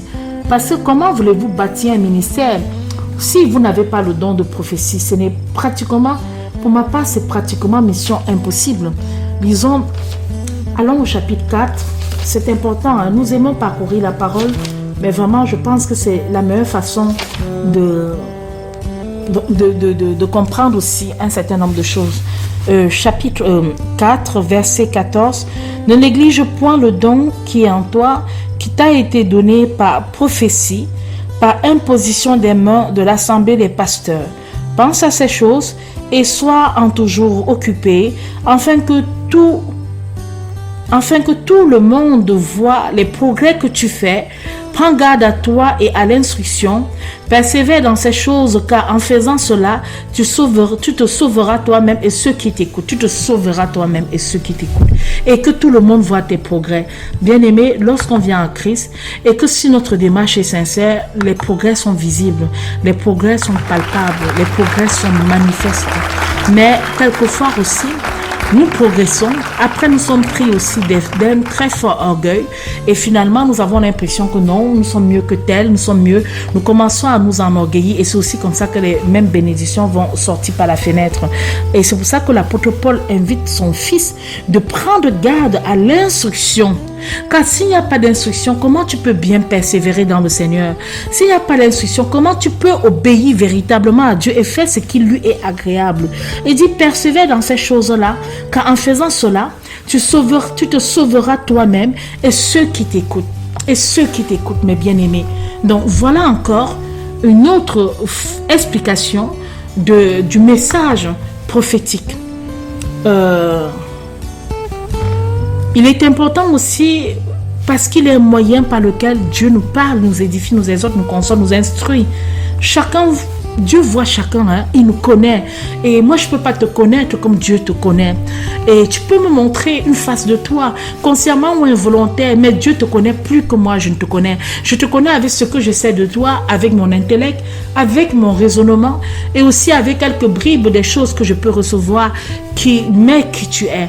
Mais Dieu, comme il transperce tes pensées et ton être au fond de toi, il sait qui tu es. Et c'est pour ça que lorsqu'il envoie un message qui t'est adressé, mon frère, ma soeur, tu n'as qu'à faire une chose, incline-toi devant la présence de Dieu. Bien sûr, tu peux auparavant éprouver les esprits, tu peux auparavant les épurer, tu peux auparavant demander à connaître davantage, mais il ne faut pas être dans l'entêtement, il ne faut pas être dans l'obstination, dans le raisonnement, dans l'orgueil et dans le mépris des messagers. Dans la pratique de la prophétie, il y a Dieu qui veut faire parvenir un message, il y a celui qui doit le recevoir. Il faut qu'il reçoive son message, afin qu'il y a celui par qui Dieu fera entendre le message. Rappelez-vous dans ces textes que nous avons lus où le Seigneur dit, si tu n'avertis pas le juste qui a commis une iniquité, afin qu'il se repente ou afin qu'il revienne sur ses pas, alors il sera surpris dans son iniquité, mais je te redemanderai son sang. Si tu n'avertis pas le méchant, afin qu'il se détourne de ses voies, il sera surpris dans son iniquité, mais je te redemanderai son sang. Donc, ne t'attends pas toujours, toi prophète, à ce que toutes les personnes vers qui tu adresses les messages soient toujours très bien avec toi ou les accueillent bien. Il y a des moments où ils peuvent bien accueillir et murmurer contre toi. Il y a des moments aussi ils peuvent accueillir et blasphémer même contre Dieu. Donc, il faut le faire quand même. Il ne faut pas que nous acceptons que nous pouvons, qu'on doit museler notre langue. Tout le monde peut prophétiser. Tout le monde peut recevoir le don de prophétie. Ce n'est pas réservé à une catégorie de personnes. On pourrait se demander, mais qui peut prophétiser? Mais on dit dans la parole de Dieu, voici les miracles qui accompagneront ceux qui auront cru. Le don de prophétie fait partie des miracles de ceux qui se sont tournés vers Dieu. Maintenant, dans une assemblée, il est recommandé de prophétiser successivement, afin que tout soit instruit et que tout soit exhorté. Ce qui est encore recommandé dans ce premier épître aux Corinthiens, au chapitre 14, au verset 31 par exemple. Parce qu'aujourd'hui, nous remarquons dans les assemblées, il y a un désordre terrible, où chacun se lève, on prie dans tous les sens, on crie, on parle comme si on était vraiment... Même les enfants dans les cours de récréation sont plus disciplinés que ce qui se passe au sein de certaines assemblées de Dieu. Or, ce n'est pas du tout biblique ça, c'est anti-scripturaire, je vous le dis mes bien-aimés. Il y a un ordre de choses, Dieu est Dieu organisé, il a régulé l'organisation de la création, il n'a pas créé telle chose avant telle chose, et il est dans l'ordre, il est dans l'ordonnancement des choses. Comment pensez-vous que sa maison peut devenir une maison de cacophonie? Comment pensez-vous que sa maison peut devenir une maison de désordre, une maison de cris où les gens poussent des cris non contrôlés? La maison de Dieu, c'est un temple saint, c'est une maison pure, c'est une maison propre, et c'est pour cette raison que comme il a été annoncé que dans les derniers jours, le Seigneur devait rependre son esprit sur toute chair, afin que tout le monde prophétise et que les jeunes gens ont des visions, les vieillards des visions, les jeunes gens ont des visions et les vieillards des songes, et que sur ses serviteurs et ses servantes, sachant donc que beaucoup de gens peuvent avoir ce don.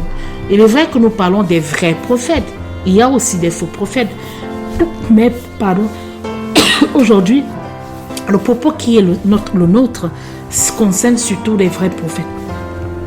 Mais faisons-le bien. Comment nous pouvons prophétiser? Vu que nous parlons de la part de Dieu et que nous avons un message à transmettre de sa part, et nous sommes donc exhortés à édifier les uns et les autres. Donc, nous devons donc, pour ma part, tenir compte que c'est l'inspiration divine et la réception et la transmission du message divin par la personne qui prophétise. Il faut premièrement reconnaître que nous prophétisons imparfaitement. C'est-à-dire, il y a même des moments où nous recevons aussi des songes. Il y a des zones floues que nous n'arrivons pas. Par exemple, vous avez un très long songe. Vous avez quelques parties du songe qui sont très claires et que vous avez bien... Mais il y a aussi des parties au réveil qui partent. Nous devons aussi... Si nous nous attendons à prophétiser vraiment parfaitement, à prophétiser en même temps expliquer la prophétie avec toute la perfection qu'il faut, on va attendre longtemps. Il faut admettre les imperfections de la prophétie tout en recherchant à prophétiser le mieux possible, faire les efforts.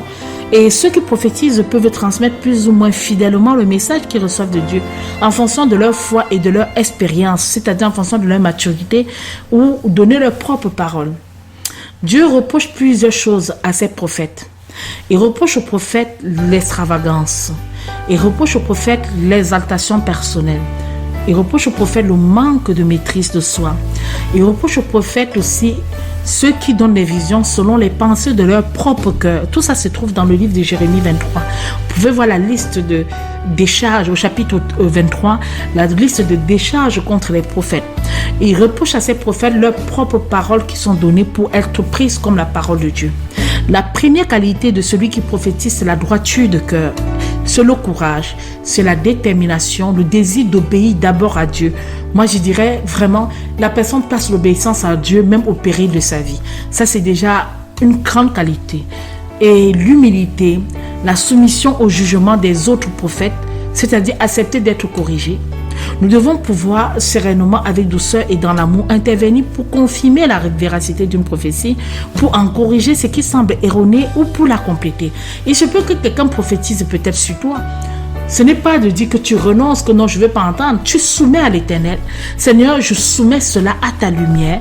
Je soumets cela à ta compréhension. Non pas, il faut avoir la même rigueur. C'est-à-dire, quand ça va bien, il faut aussi que tu aies la même rigueur. Quand ça va mal, il faut aussi que tu aies la même rigueur. Donc, nous ne devons pas avoir, si vous voulez, des comportements en fonction de nos humeurs et de nos états d'âme. Et c'est pour ça que il n'y a pas la politique dans la prophétie. Il faut faire attention. Donc, on peut soumettre pour confirmation la véracité d'une prophétie pour en corriger ce qui peut sembler erroné si la personne n'a pas été dans toute la fidélité dans la transmission ou si la personne a oublié certaines parties. La première mission donc de celui qui prophétise étant de parler de la part de Dieu, il doit aussi être attentif car de parler de celui qui prophétise reçoit un message. La personne est inspirée, il y a le souffle, il y a le pneuma. Et c'est comme ça que ces qualités, c'est aussi de savoir écouter. Mais très souvent, lorsque vous partagez des prophéties, parfois ça ne plaît pas et il n'y a même pas l'occasion qu'on vous donne de pouvoir aussi vous demander plus d'informations. Ainsi donc, celui qui prophétise ne doit pas non plus être exalé et parfois, il parle parfois avec emphase, apprend à l'émotion, marqué par sa personnalité, surtout au début, et reste un humain avec sa nature, son intelligence, ses sentiments et ses émotions. C'est-à-dire, moi je dirais, même si la personne n'a pas fait de la meilleure manière que vous aurez souhaité que la personne fasse, ça reste un humain comme vous, avec ses émotions, avec ce qu'il a reçu, qui peut aussi le déstabiliser ou le perturber. Et lorsque la personne qui reçoit le message doit aussi demander de l'aide pour discerner la pensée de Dieu et sa propre pensée. Et s'examiner lui-même et mettre à l'épreuve ce qui s'inscrit dans sa pensée, être fidèle dans la transmission de ce message, demeurer sobre, modéré, il n'est pas chargé d'enseigner, mais de dire que ce que le Saint-Esprit lui a inspiré. Il peut aider à l'interprétation si besoin, mais voilà. La pratique du don de prophétie demande certaines qualités. Qualité de la foi. C'est important d'avoir de la foi pour avoir le don aussi de prophétie. La discipline, c'est très important. L'humilité, accepter aussi d'être jugé, accepter aussi d'être même repris. Et la sagesse par l'acquisition de l'expérience. Donc, et celui qui reçoit le message doit aussi avoir beaucoup d'humilité, ne doit pas aussi être emporté, ne doit pas être impulsif, de peur d'éteindre l'esprit, de peur de mépriser les prophéties, alors qu'il nous est dit de ne pas éteindre l'esprit, de ne pas mépriser les prophéties, mais examiner toutes choses, retenir ce qui est bon. Et aujourd'hui, la question pourrait se poser s'il y a des vrais prophètes contemporains. Je dirais oui. Je dirais oui. Il y a des personnes qui continuent d'être inspirées par le Saint-Esprit de tout âge, de tout sexe. Des enfants, des jeunes, des femmes, des hommes, des vieillards. Parfois, ils n'osent pas se manifester. Car il est vrai qu'aujourd'hui, ce n'est pas toujours évident d'être prophète. Et parfois, ils sont intimidés, ils ont peur, ils sont bloqués. Et parfois, cela se traduit même par des pleurs. Il y a des gens qui vont pleurer, et qui vont trembler ou qui auront certaines manifestations très émotives. Parce que ces personnes sont en train de lutter, n'arrivent pas à parler. Et le Saint-Esprit est en train de leur pousser à cela. Et au fur et à mesure, on peut demander au Seigneur l'assurance et le discernement, afin que nous croissions aussi dans ce don. Il faut aussi grandir dans le don, grandir, et apprendre à mieux transmettre le message, apprendre à mieux transmettre le message de notre Seigneur. Et notons aussi qu'il y a plusieurs sources d'inspiration. Le Saint-Esprit peut nous inspirer, ça c'est la pensée de Dieu, c'est sa révélation, mais notre cœur aussi peut nous inspirer. Nos propres pensées que nous pouvons confondre avec la pensée du Saint-Esprit. Donc, c'est cette chose qui se superpose l'une vers l'autre qui peut nous pousser à un moment donné, comme Pierre dans l'exemple que j'ai cité dans Matthieu 16, à partir du verset, je crois, 23, où à un moment donné, même à partir du verset 16, où il reconnaît d'abord que Jésus-Christ c'est le Christ, mais après en bas, il va donner quelque chose qui était de sa pensée, de la pensée que Satan lui insufflait, afin de décourager le Seigneur vis-à-vis de son destin terrible, de ce qui est la mort infâme qui l'attendait. Et c'est ces deux superpositions que nous devons demander au Seigneur de nuancer. Et Dieu reprochait à certaines personnes de s'établir elles-mêmes prophètes et de donner leurs propres paroles comme venant de Dieu. Donc, faisons aussi attention par rapport à cela. Il est nécessaire que ceux qui prophétisent soient soumis au jugement, au discernement d'autres prophètes. D'autres personnes qui peuvent nous influencer aussi. Le diable aussi a des esprits de mensonges qui inspirent les faux prophètes. Et c'est à ce moment-là que je parle de faux prophètes. Normalement, lorsqu'on avait le Seigneur, nous ne pouvons pas être sous l'influence des esprits des mensonges. Mais nous pouvons être sous l'influence des pensées de notre cœur, des pensées charnelles. Et qui, bien sûr, qui peuvent aussi nous faire chuter et tomber. Il est donc indispensable que s'exerce dans les assemblées le don de discernement des esprits. Savoir, celui-ci a parlé par l'Esprit de Dieu et celui-ci a parlé par l'Esprit de Satan.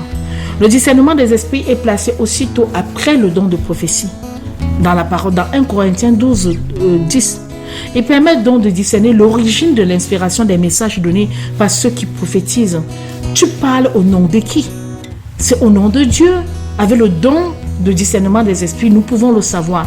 Ou tu parles au nom de Satan, nous pouvons également le savoir. Grandir dans la prophétie. Grandir, mûrir.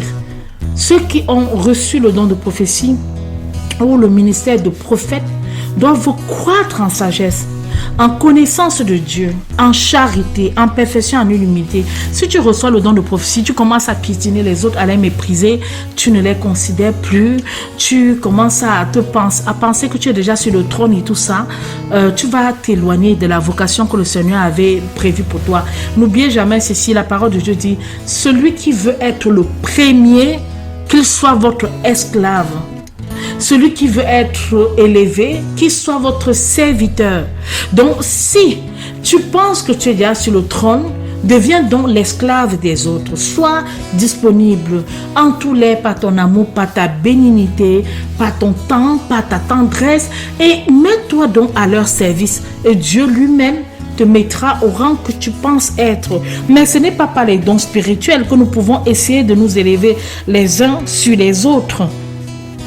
Nous sommes appelés en tant que prophètes à faire des progrès dans la pratique prophétique qui est le fruit des expériences personnelles, le fruit des conseils et de recommandations d'autres personnes, les fruits de mise en garde et parfois de répréhension qu'il faut aussi accepter avec humilité si nous voulons progresser et être utiles à Dieu, utiles à son Église, utiles au royaume de Dieu.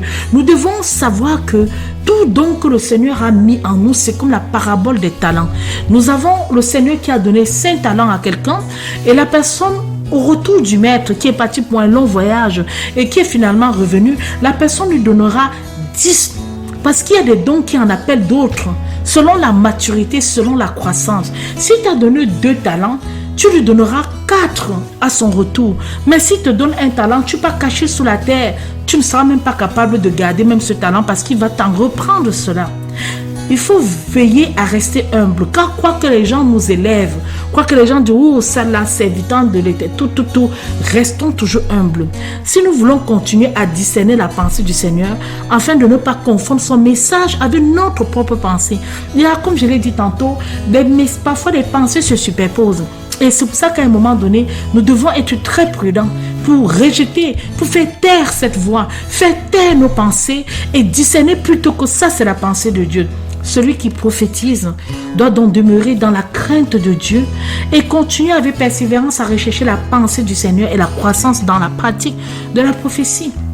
Le meilleur endroit pour exercer le don de prophétie, c'est l'assemblée des saints. C'est l'assemblée des saints, car il est soumis au jugement de ceux qui prophétisent. Nous pouvons alors être aidés, conseillés, encouragés. Vous voyez, mes bien-aimés, ce que moi je pourrais dire, c'est que aujourd'hui avec Internet, le Seigneur nous donne parfois des songes que telle chose arrivera, telle autre chose arrivera, telle autre chose arrivera. Parfois ça prend du temps. Parfois Dieu dans sa miséricorde vient encore, il repart au problème. Mais sachez que de plus en plus nous sommes dans un monde où il est devenu presque difficile de reprendre. Les gens sont devenus indépendants. Ils ne collaborent plus ensemble. Dès que quelqu'un est prophète, il se retire. Il travaille pour lui seul et personne ne peut le reprendre. Alors que ce n'est pas comme ça. La prophétie n'a jamais été un isoloir dans un isoloir. La prophétie, c'est pour une communauté, un ensemble de communautés. Mais hélas, nous constatons beaucoup de dérives en ces temps de la fin. Et Dieu reproche même d'ailleurs à certains prophètes de mélanger la paille au froment. de mélanger leur propre pensée à la pensée de Dieu ou pire, de donner leur propre parole comme parole de Dieu. Dieu dit que celui qui a entendu ma parole répète fidèlement ma parole. Et le dit encore dans Jérémie 23, 28 à 32. Celui qui prophétise doit être attentif et vigilant. Sa fonction est de se sentir dans la présence de Dieu comme une sentinelle. Rappelons-nous toujours à Habakkuk, j'étais à mon poste et je me tenais sur la tour, je veillais pour voir ce que l'Éternel me dirait. Je finirai par ces recommandations. Examinons toutes choses. Prophétiser, ce n'est pas faire ou dire n'importe quoi. L'apôtre Paul a établi les règles de l'exercice du don de prophétie. Dans le 14e chapitre que nous ne cessons de vous présenter de la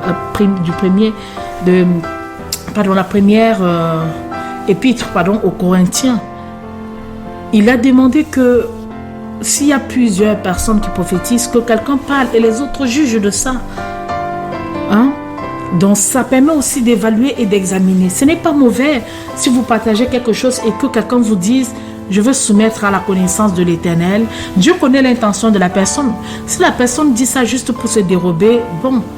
Mais ce que je peux recommander aussi, si je puis me permettre, c'est que quand vous recevez un message, priez aussi avec celui qui vous envoie le message et l'émetteur.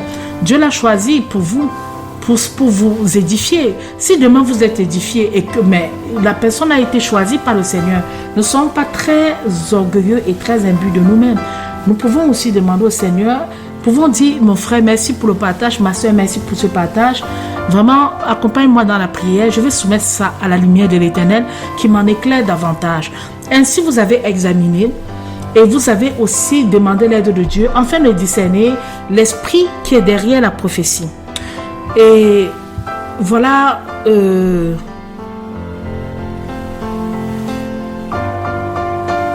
Donc, voilà ce que je pouvais, mes bien-aimés, vous partager aujourd'hui concernant la prophétie. Et je finirai par dire qu'il y a aussi des personnes qui sont rebellées lorsqu'on les avertit qu'il fallait que ces personnes se remettent en question. Vous recevez des choses, plusieurs choses qui se répètent, très répétitives, et vous partagez.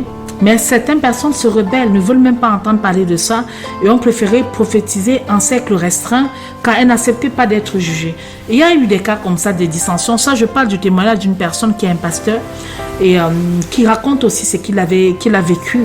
Et moi-même qui vous parle, j'en ai vécu également de telles choses où effectivement, vous partagez. Et j'ai eu beaucoup de séparations dans ma vie,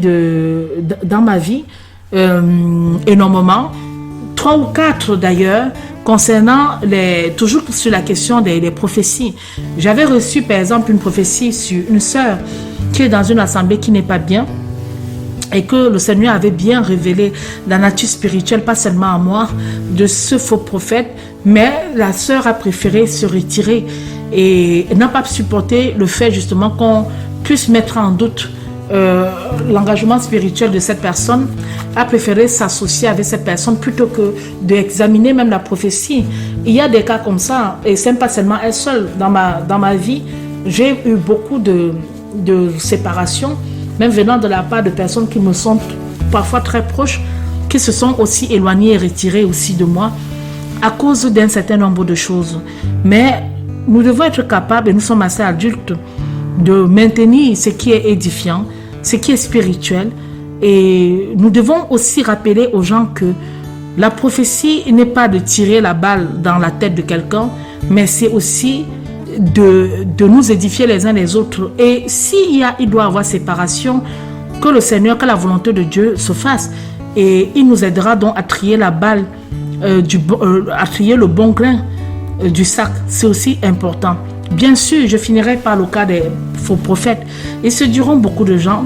Cela ne veut pas dire qu'il s'agit de personnes étrangères à l'Église. Nous devons être vigilants et courageux pour dénoncer toute utilisation déviante de la prophétie. Toute utilisation déviante. La prophétie doit encourager, exhorter, consoler, instruire, édifier, avertir, reprendre et corriger.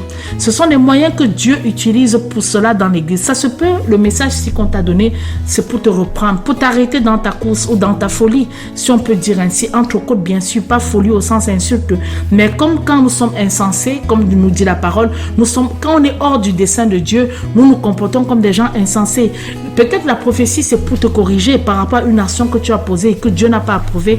Et Dieu veut te reprendre dessus afin que tu changes. Peut-être c'est pour te consoler par rapport à un chagrin, une difficulté que tu traverses.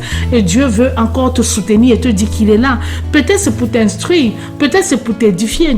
Peut-être c'est pour t'exhorter. Dans tous les cas, c'est bien pour toi. Car tout concourt au bien de celui qui croit en Dieu. Et qu'il te conseille, qu'il t'instruise, qu'il regarde sur toi et te montrera la voie que tu dois suivre. Somme 32, verset 8. C'est un don par excellence, accessible à tous pour l'édification de l'Église, l'édification d'une communauté, d'une famille, d'un foyer. C'est vraiment un don, une marque de la tendresse, de l'amour, de la miséricorde vraiment de Dieu et surtout de la puissance du Saint-Esprit aussi. Elle fait du bien. Elle ne peut pas faire du mal. Mais cela ne veut pas dire qu'elle est toujours acceptée. Même si les gens n'acceptent pas toujours tout. Mais pourtant, le but de la prophétie, en règle générale, c'est pour faire du bien. Elle n'est pas faite pour maudire. Elle n'est pas faite pour diviser, pour exclure. Mais elle est faite pour bénir, pour ramener, pour rassembler et pour solidifier la foi dans le cœur des gens. À quoi cela sert-il de piétiner, de dire Jésus, Jésus, Jésus, alors que Dieu voit qu'il y a beaucoup de ténèbres encore dans ta vie et il utilise la prophétie justement pour t'aider à avoir une foi plus solide. Quand viendra la tribulation, beaucoup de gens partiront. Les gens abandonneront la foi. Et pourquoi ils abandonneront la foi? Parabole du bon semeur. Parce que la racine n'était pas assez profonde. Et pourquoi la racine n'est pas assez profonde? Parce que nous refusons les avertissements et nous refusons que Dieu nous reprenne. Voilà ce que je pouvais dire. Je vais finir par cette prière pour tous les prophètes, pour toutes les personnes qui exercent ce don dans le ministère et que Dieu aide tout un chacun. Prions le Seigneur. Éternel Dieu Tout-Puissant, merci Seigneur pour cette émission. Merci de l'avoir conduit à ta manière et d'avoir voulu Seigneur que je parle sur ces questions-là qui aussi me tenaient à cœur. Je te bénis Seigneur d'avoir vraiment toi-même conduit les choses comme tu voulais les conduire et j'ai vraiment vu cela. Seigneur, je t'en supplie. Je viens encore m'incliner devant ta face, moi-même, Seigneur, qui suis sur ce micro, pour te demander pardon, Seigneur. Là où, effectivement, je n'ai pas transmis avec fidélité, je n'ai pas su bien me souvenir, je n'ai pas su, Seigneur, même accompagner des sentiments et des choses que tu voulais que j'accompagne la prophétie, je te prie de me pardonner. Là où j'ai péché contre toi, je te prie, Seigneur, de me pardonner. Mais j'étends ce pardon pour tous ceux qui ont le don de prophétie. Pour ceux qui, à un moment donné, Seigneur, n'ont pas su utiliser ce don à bon escient, ont péché même contre toi avec ce don, n'ont pas fait les choses que toi tu attendais qu'ils puissent faire. Pardonne-leur, Seigneur, je t'en supplie. Bâtis-nous de la force, continue de nous édifier, continue de nous remplir de ton Saint-Esprit, aide-nous à aller de mieux en mieux. Donne-nous, Seigneur, d'avoir ces dons raffermis en nous, que ces dons se bonifient dans nos corps et dans notre esprit, et que nous ayons la maturité, et que nous sachions désormais quoi dire et quoi ne pas dire, et que nous accompagnions de nos partages de ce que toi tu attends de nous, Seigneur. Père, aide-nous. Aide-nous, Seigneur, nous t'en supplions, car sans toi, nous ne sommes rien. Nous avons besoin d'être éclairés en permanence par toi. Nous avons besoin d'être fortifiés. Nous avons besoin aussi d'être encouragés par toi, Seigneur, nous t'en supplions. Seigneur, nous ouvrons nos cœurs à toi. Et viens encore nous inspirer davantage. Remplis-nous de ton Saint-Esprit. Viens corriger l'erreur. Donne-nous le don de discerner les esprits, de savoir aussi lorsque nous recevons les partages qui viennent de toi, de faire en sorte que, Seigneur, ton Église, l'assemblée des saints puisse aller de mieux en mieux. Père, aide-nous à marcher dignement avec toi. Aide-nous à être solides. Aide-nous à être bâtis sur du roc, Seigneur. Nous avons besoin de toi. Pardonne-nous encore nos offenses. Pardonne-nous nos péchés, Seigneur. Donne-nous de supporter également l'outrage, de supporter le rejet et la division, de supporter la séparation. Fortifie-nous, Seigneur, dans ton nom puissant. Au nom de Jésus, nous avons prié. Amen. Je vous remercie pour vous tous qui nous avez écoutés cet après-midi. Que Dieu vous bénisse et vous fortifie. Qu'il vous garde et vous soutienne. Je vous donne rendez-vous demain pour l'émission Péniel à la rencontre de Dieu dès 8h30. Émission que je présenterai demain. Et suivra les matinales de Rachel. Soyez bénis et soyez fortifiés au nom de Jésus. Amen.